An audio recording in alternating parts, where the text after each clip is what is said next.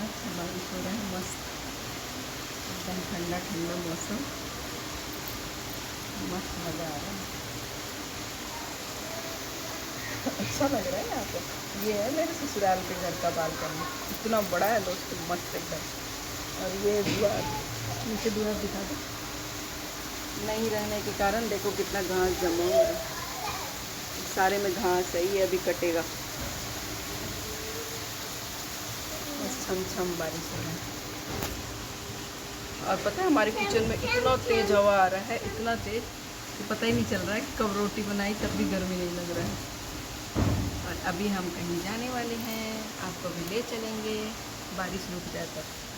Road दिखा दो यहाँ से कितना पास है, देखो ये एकदम आगे रोड, ये द्वार, ये घर का बालकनी। मुझे तो बड़ा अच्छा लगता है भाई यहाँ पे, बहुत ही अच्छा।